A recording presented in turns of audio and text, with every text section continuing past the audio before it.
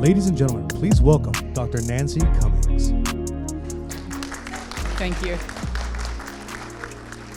Thank you all so much for being here tonight. We are so excited to have these three panelists with us. Many of you already know them because they're extraordinary contributions in the community. Before I move into their introductions, let me tell you a little bit about our Bachelor of Science and Leadership program, the program that's bringing the speaker series to you tonight. I'm Dr. Nancy Cummings, the program director of the Bachelor of Science and Leadership at Lake-Sumter State College. Our BAS in Leadership educates leaders and aspiring leaders to effectively lead organizations and teams. Our program is focused on leadership and empowering students and future leaders to reach their fullest potential. Through our 6 concentrations, we prepare our graduates to either enter or re-enter the workforce and positively impact their communities. Many of our students choose our BAS in Leadership program to advance in their careers and take their best next steps. The goal of our Leadership Speaker Series is to share insights and wisdom from community leaders with our students and alumni, and as we can see, to share with community leaders and members as well. What we're striving to showcase is what it means to be a leader through the lens of communication, collaboration, and critical thinking. Through the collective stories and shared experiences of our panelists, students and community members can gain real-life perspectives that immediately apply and relate to their studies in the classroom. So without further ado, it is my absolute pleasure to introduce our moderator and our panelists for today's Leadership Speaker Series. I'm going to start with Deb Snellen, our moderator. Deb serves as the Executive Director of Professional and Organizational Development for Lake-Sumter State College, where she oversees all of the learning and development offered to our faculty and staff. She also teaches in our BAS and Leadership program in the areas of organizational development and change, communication for leaders, as well as training and development. A fun fact to know, it's kind of a secret, but not really. Deb's book on scalable talent management practices is scheduled to be published in the fall. So congratulations on that. Yay! Chantel Buck serves as the President CEO of New Vision for Independence, a Leesburg-based nonprofit serving the visually impaired and blind in Lake and Sumter counties. She believes that blindness does not have to be a barrier to independence and leverages her bachelor's degree in advertising from the University of South Florida and her MBA from Western Governors University to empower visually impaired individuals for all ages to be successful. She's an advocate for people with disabilities, both because of her work at New Vision and her twin girls with autism. She's a Florida native, member of Mensa, and loves Harry Potter. Jeremy Elliott is the Community Relations Manager with New Beginnings of Central Florida, where he brings extensive experience in nonprofit development, operational management, logistics, and marketing. Committed to serving the Lake County community and beyond, Jeremy has expanded outreach programs in partnership with churches, organizations, and local leaders to elevate awareness of critical initiatives. A dedicated ministry leader at his church, he embodies a faith-driven approach that fosters hope, empowerment through accountability, and positive change. His passion for connecting people with transformative resources continues to strengthen community impact and support many people in need. Yeah. Donna Kirtland is the Executive Director of LiveWell Foundation of South Lake County. LiveWell's mission is to inspire, through grant-making, sustainable initiatives that enhance the health and wellness of the South Lake community. Donna is responsible for overseeing the investment and impact that LiveWell Foundation makes in South Lake County, including the foundation's grant-making to nonprofits, who we know are truly the heroes in our community. Yes. There's a little bit more. Donna previously served as the statewide development director for the Florida Bar Foundation and was the manager of donor relations for the Valencia College Foundation. She serves on the board of the Association of Fundraising Professionals Foundation of Philanthropy. Donna earned an MBA from Belhaven University, a BS in Business Administration from the University of Central Florida, and an AA degree from Valencia College. She is enthusiastic, inspired, and creative when working with the board leaders, donors, and volunteers on a personal level. And with that, I hope we all enjoy the moderation that Deb Snellen is going to do and enjoy the insights and wisdom that is going to be brought to you. Deb, I'm going to hand it to you. Thank you, Dr. Cummins, and thanks to all of you for being here this evening for our chat. We have a lot of questions. I know that you all received some questions in advance, and as I made you aware, some of our students have also submitted questions. I know that there's not time for everything I have in front of me, but we'll try to kind of keep it in some themes, and you can just jump in when you want to jump in with an answer. What I would like to do is start off by giving each of you just a couple of minutes to talk about your role, and then again, a question from a student. What inspired you to work in the nonprofit sector? So if you could just each of you take that question for just a couple minutes. Sure, you grab the mic. So again, Donna Kirtland. As you can imagine, working in not-for-profit is a windy road, right? You don't exactly say, I'm going to work for a nonprofit, and you go through it. But during the course of all of the jobs I've had, they have had themes. Access to education, access to civil legal aid, access to health care. Each one of my roles has kind of revolved around access, which ultimately is the not-for-profit trying to provide individuals access to things they need. So it was a windy road with a significant theme throughout the whole thing. I'm Chantel with New Vision, and my journey was actually kind of the complete opposite. I started in nonprofits. I don't hold this against me, but I started at PETA, the animal rights folks, right? That was my first job straight out of college. I liked animals. And so my entire career has basically been public service. And it's always trying to figure out how I can learn something that will help someone. And that just makes it a lot of fun. That's awesome.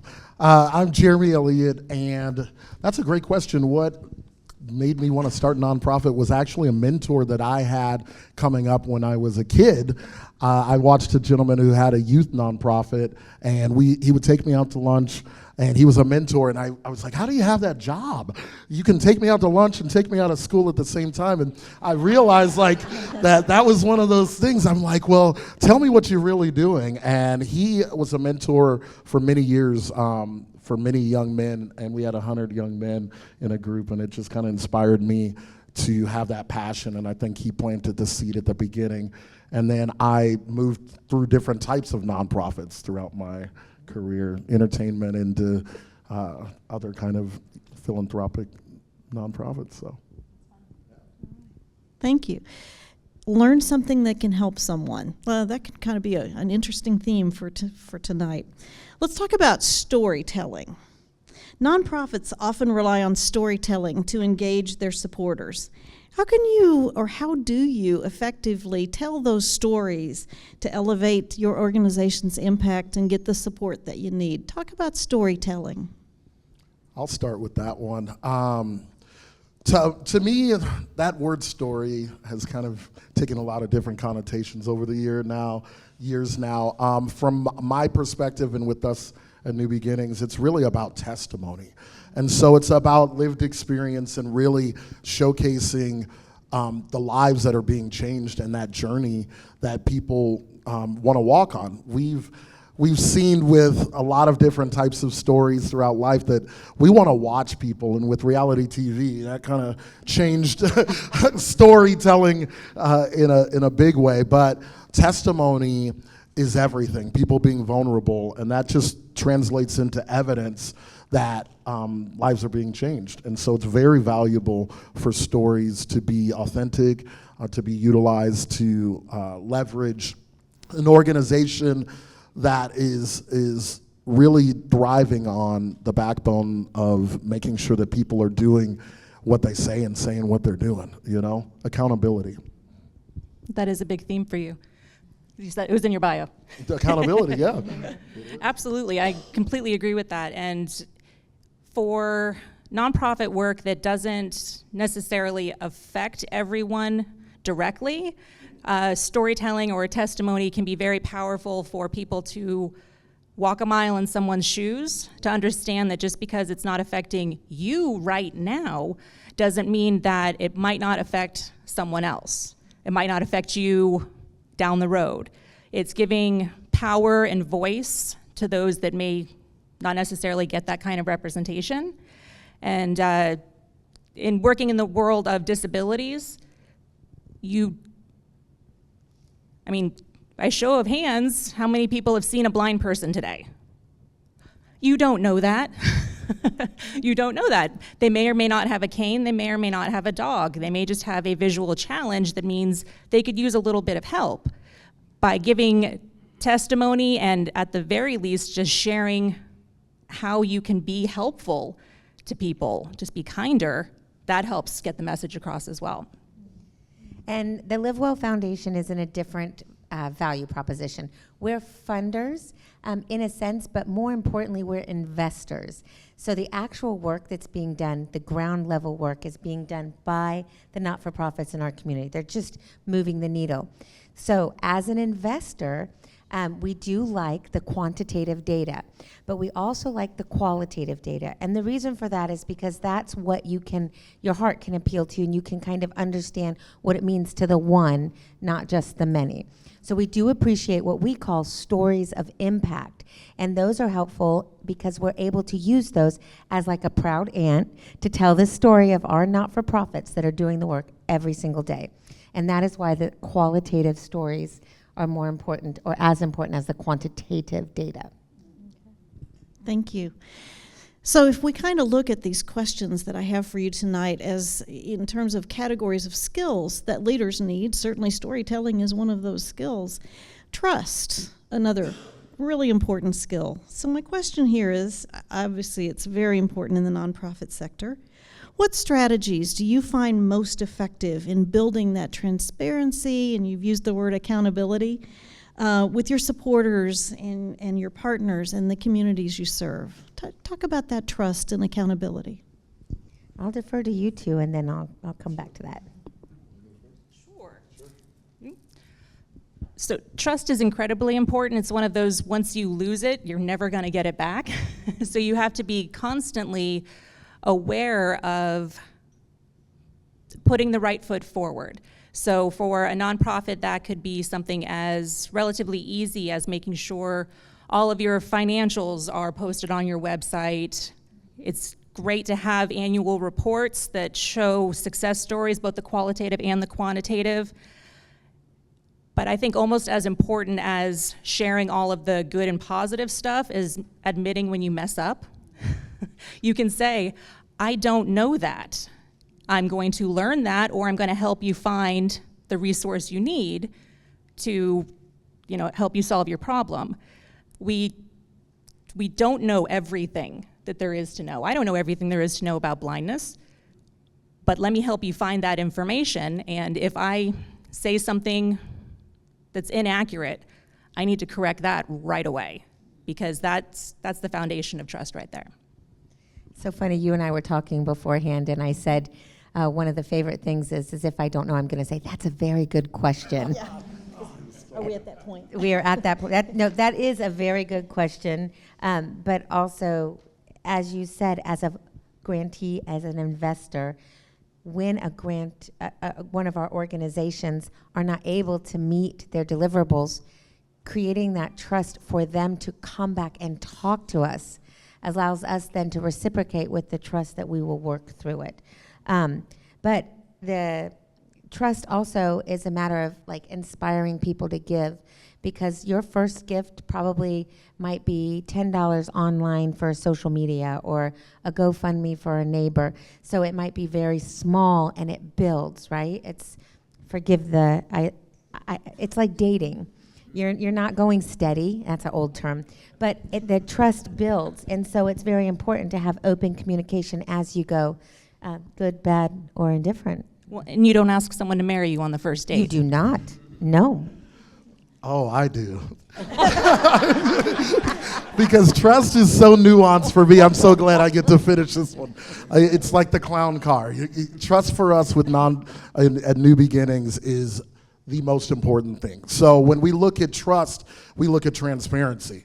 And so most people, as a nonprofit, for us, we looked at culture. We wanted to really make sure that our culture was the first thing that we worked on, and creating a culture that when you walk in that door, when you talk to anyone that you're dropping off donations, you're coming to the front door, you're talking to someone on the phone, we all share the same transparency and vision of what the trust really needs to be, because we get one shot at somebody that may be on their way going, for lack of a better word, going south in a way that is going to harm our community, that's not safe.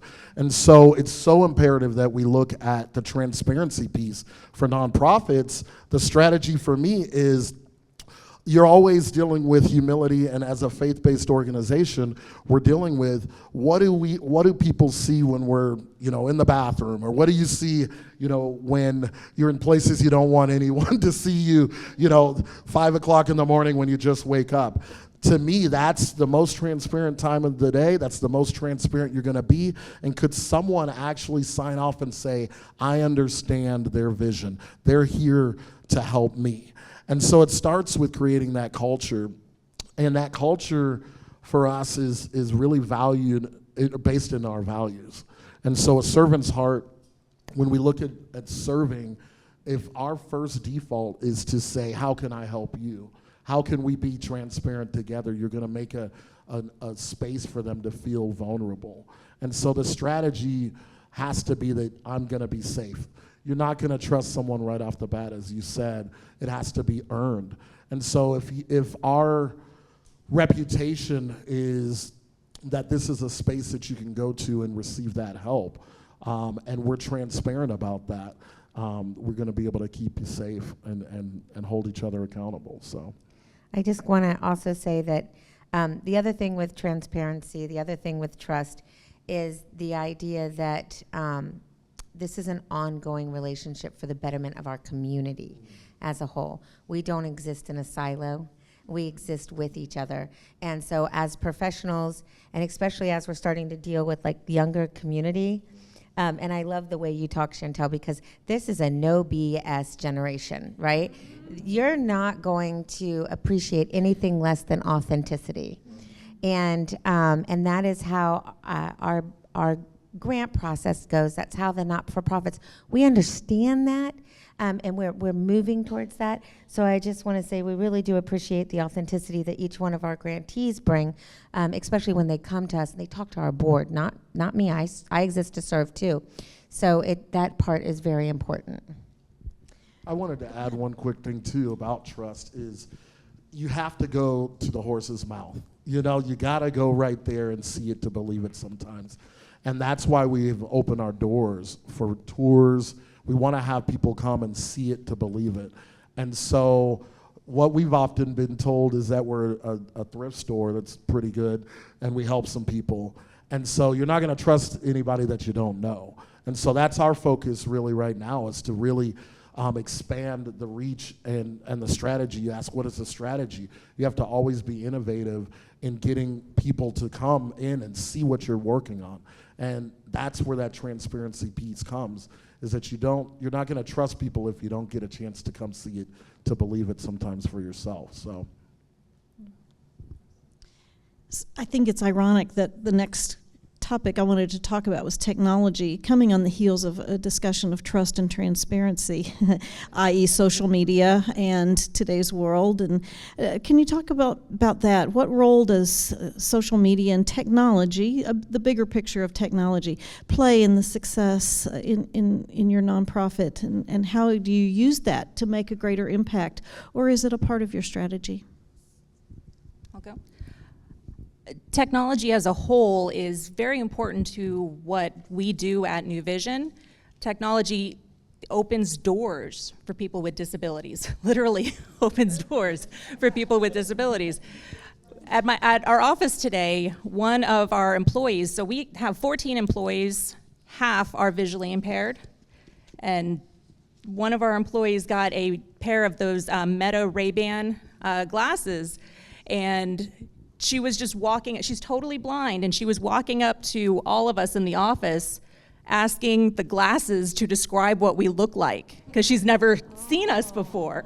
And I was like, I don't think I like that very much. Because she walked into my office and it described my cluttered office and messy desk, and I'm like, I don't like this very much.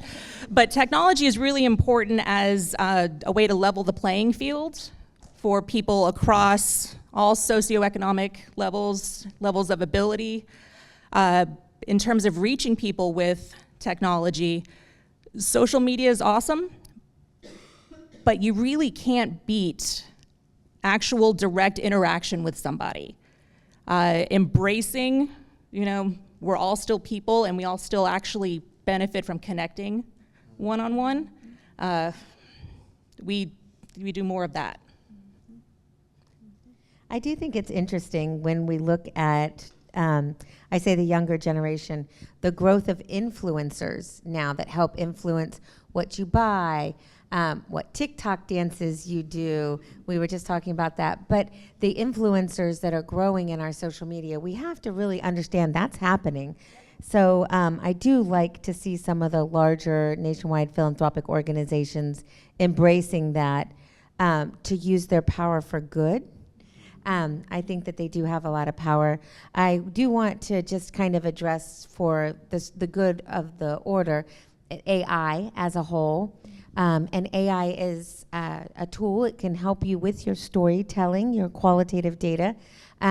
But please do us as investors a favor and proof your AI stories to ensure that they adequately represent the individuals that you are talking about. So I love the idea of I love everything that it provides. We do want to still have that additional touch. And as someone who previously had a background, certified fundraising executive, you're 100% right. The true ask, the ability to come on board, to be a volunteer, to help us with our organization, that happens with a one-on-one conversation, to put your oar in the water and let's all ride this canoe together. So there is an important part of technology and telling stories and sharing the mission and building awareness and fundraising. But fundraising happens with the ask. It happens with the individual, it happens with being trustworthy, and it happens with connections. So my founder is here and his wife is here. So we're kind of in a mixy mix is what we like to call it. We like to still use a lot of print, but we also value the social media space. And so part of what we do, since we have a thrift store, is if you've ever been on around noon, we're using lives every day, and it's almost like the home shopping network for those of you that were around, because our thrift store, we have many different avenues. We have Poshmark and all of these different avenues that we are able to raise funds and also show a story of what is going on in the store that day. And so there are people there that might be coming to get food. They might be coming to just find out if we're having partnerships throughout the community that come with health and wellness. We have churches that come and pray. And so it's very exciting every day for people to jump on because they feel like it's a community. And so last year we doubled down and we wanted our ministry side to really take flight. We have almost 10,000 on our 10,000 followers on our one side, our thrift store side. So we needed to really draw attention to what's really the work. And so that's a little bit more nuanced when you're dealing with people that are going through displacement and all of those vulnerabilities. You don't want to spotlight it in a way that's insensitive. And so what we've done on the ministry side is really speak to our vision, speak to who we are, and talk about our fun events, spotlight our successes, and celebrate. So we kind of doubled down, and now we're exploring the things that are in the 21st century, the podcasting and other avenues that just can expand our reach. But we're local. We love to stay local, and we really want our local community to just become invested in what we do. So our mission is to make sure that those people that are here in our community know what we're doing best first. And so the strategy is really just stay local first, and expand is always awesome to do, but we want to keep our local community, at the pulse. So It's fun though. Check it out. Please check out our page because it's so fun to watch. You'll see people calling and saying, I need that today. It's exhilarating. It really is great. Yeah. It's Home Shopping Network. It's the best thing ever. But it's shopping with a mission. And that's the biggest part about it, is that people learn our mission and they learn our goals. And that's that level of transparency that you talk about, is that then you're able to kind of just say you become invested, and now it feels like I want to go in there, and I know Jeremy's there, I know Rhonda's there. It then becomes a one-on-one, which is a safer space to have deeper conversations about the work to get done. So, yeah. Yeah, and you make a good point that all these skills kind of all start to run together, and they all become a means to an end. So, interesting observation. Nonprofits often collaborate in the community with businesses and government organizations. What are some lessons that you have each learned about collaboration that would be good lessons for our future leaders in the audience? Collaboration. I'll start. There's an intersection at every time, and I was talking to Donna at the beginning of this, that we are fortunate to have an intersection of greeting and meeting every day. And we take a lot of that for granted. And collaboration is just that natural understanding that we can do things in a win-win-win. And as a faith-based organization, we're trying to do it for wins for the King and the kingdom. And so we're all created, and so our Creator has given us these great skills and these great things that we need to share and we need to be passionate about. Where did we lose that? We lost it by conforming to the norms and trying to please and be other people. But that collaborative piece allows you to have that puzzle piece that you own and that other puzzle piece that someone else owns, and to come into the table together and do a win-win and a win-win-win. And so I want to quote my founder a little bit, because I share this little pocket in his brain, and his brain really is, he says that that people aren't going to do business with people they don't know or like or have any kind of relationship with really. And so collaborative, he likes to go and talk to people and find out, what can we do to help you first? And in some aspect, we know that if we help you, sooner or later, God's going to have our path come and say that you need to help me with something. It is by far put through and through with our chamber, and we've got our chamber is the best chamber that I've seen in the country, because that you pick up that Rolodex and you start to say, who knows a good plumber? Who knows a good this? And ultimately, you're doing business with people that you know. And you're doing business collaboratively, and the money stays here, the impact stays here, and that's what makes our community very, very different than any other community in Central Florida or the country. And so that's why I like Steve always, he's going to get me because I'm taking a little longer than I want to take. But the biggest piece about collaboration is a table. Back when I was growing up, we all came together at the table and we said how our day was. We came to the boardroom table and we got business done. And so the table is now this. We're at the table, and we're able to just make this become the table and really respect. And it's a posture that has to happen with your heart. The intention has to be that I want to learn from you more than you want to learn from me. I need to know what I can do for you in terms that once I do something for you, I'm going to learn more about you, and I'm going to be able to do something for you as well. So reciprocal is my way. Win-win-wins. It's got to be a win-win-win.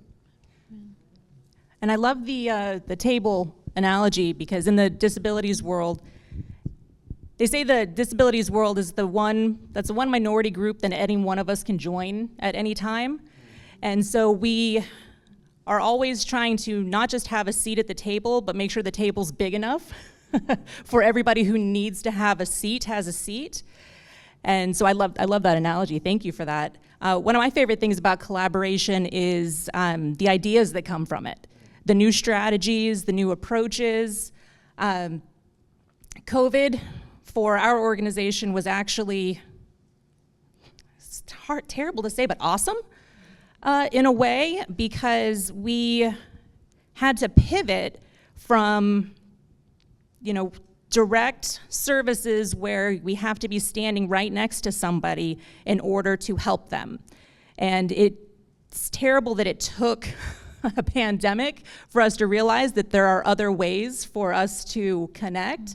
And so that opened a whole new world for us, where we have over-the-phone services every single day. We teach exercise classes over the phone for people who don't need Zoom because they can't see the video anyway.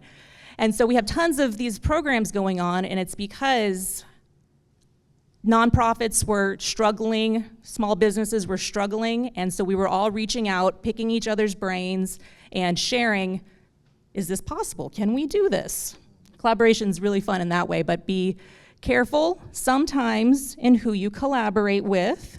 If you're not of the same interest or the same capacity, that could be a challenge, because you want it to be equitable, reciprocal, and you don't want to be just stuck holding, the bag.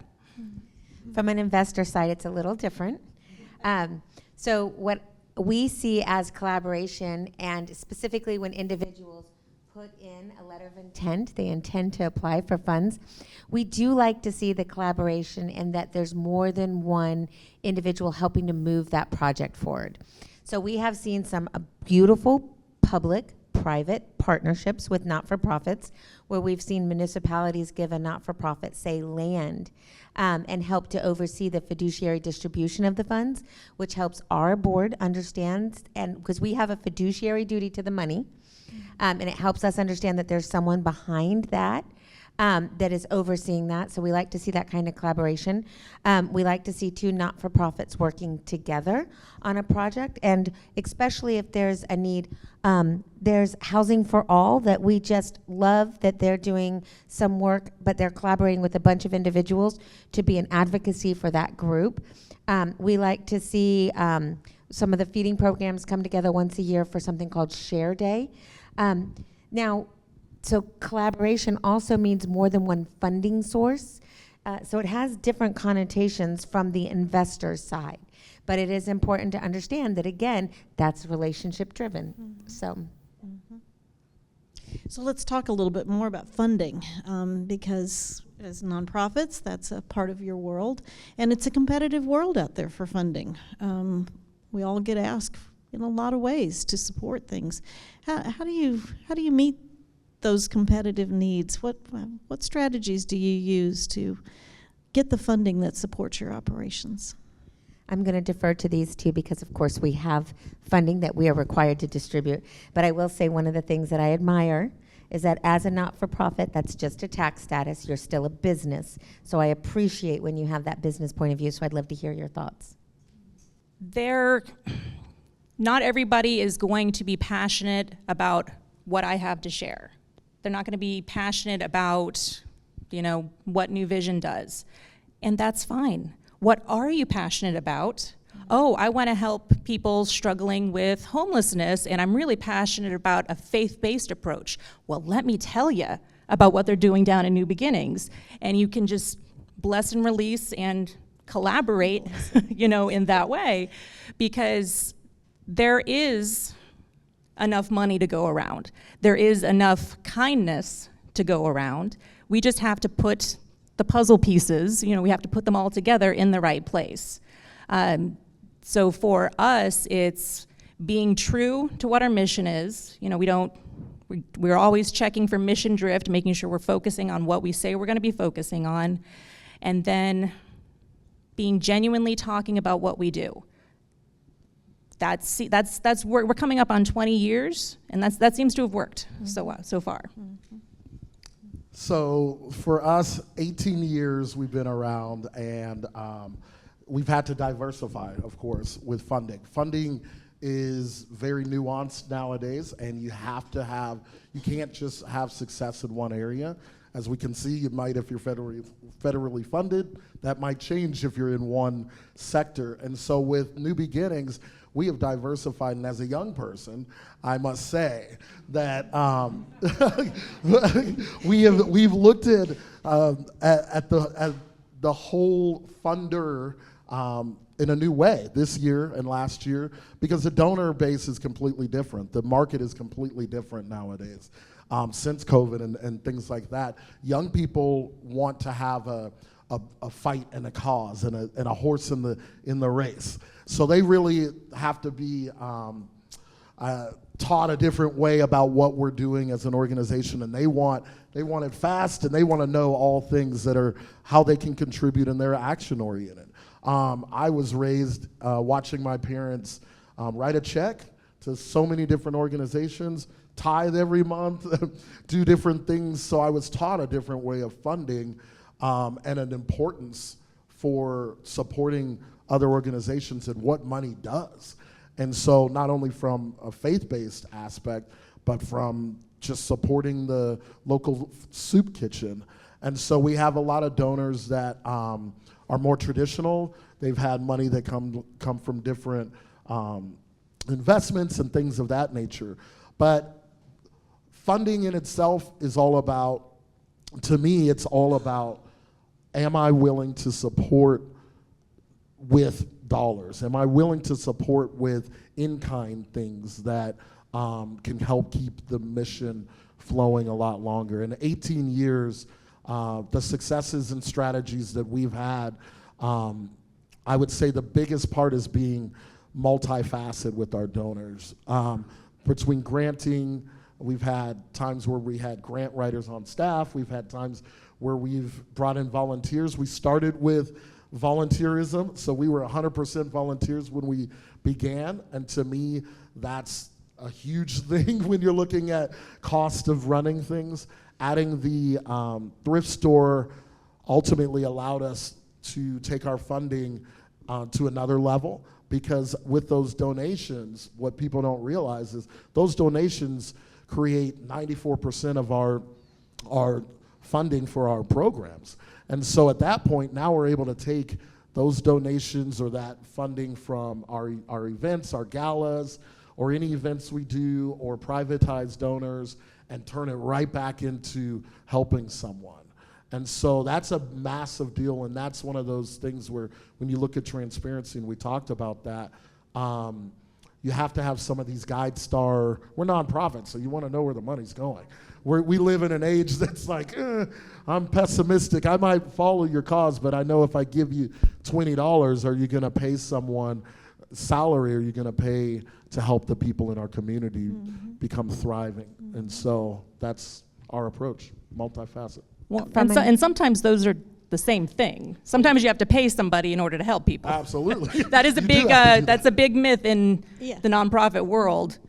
We work for a living. We just happen to make less, perhaps, than the private sector. But we love our volunteers. We absolutely love our volunteers. But most people in the nonprofit sector who work for a nonprofit are actually paid. And so when you give to a nonprofit, it might be used for someone's salary to teach a person how to get out of a situation that they're in. So that just made me think of it. That's a myth. So I'm going to just kind of tie back to the funding source. So what you've heard is there's federal funding, there is grant funding, there is funding from not-for-profits that have a business side. The number one most consecutive, the largest way of receiving funding is from individual donors, especially individual donors who give consistently and monthly. So getting a grant is amazing. We call our grants either transformative and capacity building. So they can transform your organization, they can help build your capacity so you can go from here to here and then still run your business, but they're not sustainable. No grant, not just live well, I wish we could be, all things, but those individual donors. So his model is they have a business that business then funds their not-for-profit work. I believe you also receive federal funds. State funds. So there are funding. If you imagine sprockets, there's different sprockets. And right now it is true that there are some sprockets that are on shaky grounds from a political standpoint. Oftentimes they don't really, they may not fall in those direct service areas that you speak of. But so there are ways in which individuals do look for funding. It is varied, and you have to constantly be working towards that. But that's life, right? We are constantly working also as individuals. Yes. And one more plug here, the Community Foundation of South Lake, they have flex funds that we have an investment account there in a community foundation flex fund. So that is our backup plan there. So we can, investments we're still a business even though we have the nonprofit tax status. So that's also another source of funding. In this case, for other not-for-profits, it would be considered your endowment, and the funds you receive off the endowment. In this case, their endowment is held by the Community Foundation, which is, again, a beautiful collaboration that happens in our community. You mentioned you mentioned being young, the younger generation. It's all a mindset. Yeah, it's all a mindset. So we're all young. We're all young, right? It's all a mindset. It's all relative, right? All relative. It's all relative. How do you appeal to a younger generation? How does your organization appeal to that younger generation? I think that's an easy answer. This generation is unlike any generation that we've ever had. I've got a 3-year-old that knows how to turn on the iPad, knows how to turn on the YouTube and all these other nuanced things, and that's that generation that we've luckily created. But the approach for me is meet them right where they are. And so when I was coming up, it was do what I say. I'm the elder. You'll be an adult one day, but bringing their perspective is everything. And so for our organization, we really have valued the young, fresh perspective. We have hired, our marketing lady is young and up and coming. We've done partnerships with Lake-Sumter with internships and things of that nature because they're teaching us something that we've never known. And that's just refreshing. And then really to value their approaches to things because they've had access to things and their brains run on hyper speed in a way that ours have never done. And so they're able to research differently, they're able to reach people differently. I'm not really into YouTube and TikTok and all of those great things, but they retain information completely differently. And so to bring them to the table and to say, hey, why don't you pull this apart with some of the things that we've been taught in our respective fields, it's amazing to watch. That they just can undo the puzzle and then recreate it into something just remarkable. So valuing them, and that goes back to the culture. How do you really create a culture that is inclusive, is 100% value-based in terms of what people bring to the table and what you'll allow them to bring. And so we're all equal parts in this, we just have different roles. And so the model has changed in so many aspects of society for different organizations, but they're at the pulse and you have to respect them because they're bringing some innovation. So that's what we do. I'll go next. I blindfold them. But I do that for all ages. Yeah. At Mount Dora High School and Mount Dora Christian Academy, they have a partnership there where they have a youth philanthropy council. Oh. And through a collaboration with the Community Trust in Mount Dora, I was invited to present to this council, blindfolded this group of teenagers, and they were all going through withdrawals a little bit, lack of access to their phones and whatnot. But I blindfolded all of them and had them, attempt to text their friends, using their phones when they can't see them, or address an envelope, which is fun because they don't do that. This generation doesn't do that. And so that was a multifaceted learning experience. And they were, at the core of it, they were just as receptive as my age. Most people respond well once they've been blindfolded and realize this is what we do. They're actually the same in a way once we take away the technology there. They're all interested once they actually understand what it's about. And they put on, this past weekend, they put on a senior prom, but a prom for seniors. And we bussed in a large group of our visually impaired seniors, and one of our seniors, she won prom queen. I'm gonna get her autograph next week. But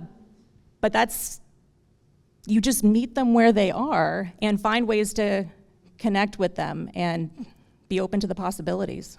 I love that. Who wouldn't want to be a part of that? I love that. I do want to say I really admired what your work did, because after you had them address the envelopes, then you sent them a thank you note with their address in the envelope that they addressed. Yes. That was so powerful. Well done. Thank you. Anything to add on that for your younger generation? Anything from your? I'm in a very different place, but I did look up some interesting statistics for the younger generation. We've already spoke to that. There is Classy.org works with Gen Z and Giving DNA. These are all places where you can go for research if you're interested in philanthropic work. But they do say that their motivations for giving, it's the right thing to do. They want to help a cause they care about. They have to be personally, passionately involved. It's not like your parents where they gave just because they gave and they always gave to one cause. It's not inherited anymore. And 3 things that we've used these terms for, which Gen Z wants, is trust, transparency, and authenticity. But for engaging them from a philanthropic world, we receive requests for proposals, so it would be from the not-for-profit side. To our students in the audience, you have heard similar themes. You've heard trust, you've heard collaboration, you've heard authenticity. These are the skills that we work hard on in the BAS-L program. So you see the result of learning those skills and how it manifests an impact in our community. Vice President Temple.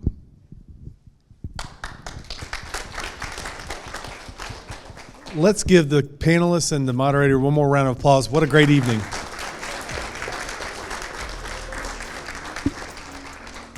In our program, we want to empower our students to be impactful leaders within our community. And the stories that you heard tonight about the roles and the things that they've experienced, you may not be headed down the nonprofit side, but you still can apply the things that you've heard tonight into the direction that you're headed. And when we started this 6-8 months ago, when we started having the conversations about having these meetings, this is what we wanted. So thank you for sharing your stories. My pleasure. We've got a lot of work ahead. There's a lot of opportunity for you. If you don't get here early at 5 o'clock for the networking piece, that's an important part. You heard some of the stories, the relationship building, and it starts now. When I was 18, 19 years old, I was not engaging with adults. So when you're in this opportunity, practice, especially in a friendly environment. The one question I was going to ask, and we can talk about later, is when you're in these roles, how many times do you hear no? A lot. And so getting used to that until you get that opportunity of a yes. And once you get that first yes, boy, you're ready to go. And so take advantage of every opportunity you have. Every time that we have one of these, come out and listen, because again, you may not be going down the road of nonprofit, but you can use the stories and experiences that they have and share to apply to your world and what you're doing. Thank you, everybody, for being here this evening. Thank you for taking time out to spend it with us at Lake-Sumter. We are excited about what we're building and doing here. Be blessed. Safe travels on your way home tonight, and thank you again. Have a good night.